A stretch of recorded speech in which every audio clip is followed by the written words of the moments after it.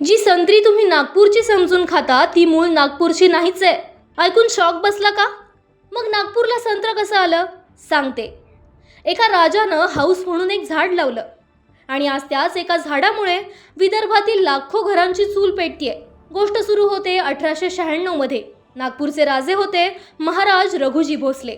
त्यांना एक वेगळीच हाऊस होती, ती म्हणजे उत्तम बागा लावण्याची. एक दिवस त्यांनी थेट आसाममधून म्हणजेच अगदी ईशान्य भारतातून संत्र्याची काही छोटी रोपं मागवली. उद्देश काय? तर फक्त राजमहालाच्या बागेत शोभून दिसेल.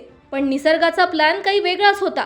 आसामच्या जंगलात हे संत्र उगवायचं खरं, पण तिथं ते अगदी साधं होतं, काहीच विशेष नव्हतं. पण जेव्हा हे रोप नागपूरच्या मातीत आलं तेव्हा एक चमत्कार घडला. कारण विदर्भाची ही काळी माती साधीसुधी नाहीये, मिनरल्सनं खच्चून भरलेली ही माती.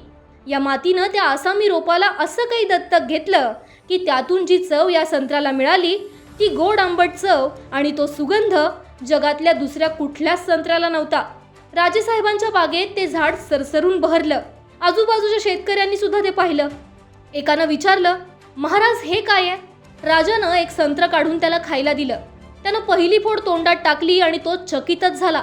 त्यानं महाराजांकडे एक रोप मागितलं, मग दुसऱ्यानं मागितलं, तिसऱ्यानं मागितलं आणि बघता बघता कळमेश्वर, काटोल, नरखेड, सावनेर, नागपूरचे सगळे तालुकेच्या तालुके संत्र्याच्या बागांनी हिरवेगार झाले. आता एक माइंड ब्लोईंग फॅक्ट सांगते. संपूर्ण भारतात विदर्भ हा एकमेव असा भाग आहे जिथं वर्षातून एकदा नाही तर चक्क दोनदा संत्र्याचं पीक येतं.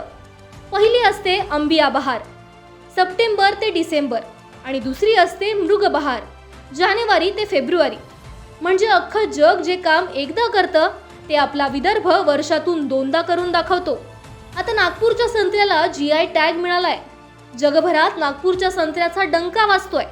पण महाराज रघुजी भोसले जेव्हा ते पहिलं रोप मातीत लावत होते तेव्हा त्यांना पुसटशीही कल्पना नव्हती की त्यांची ही छोटीशी हौस पुढे जाऊन लाखो शेतकऱ्यांचं भविष्य बदलेल. पुढच्या वेळी संत्र खाताना ही गोष्ट नक्की लक्षात ठेवा. गोष्ट आवडली असेल तर आता शेअर करा आणि अशाच थक्क करणाऱ्या स्टोरीजसाठी संवाद सेतूला फॉलो करायला विसरू नका.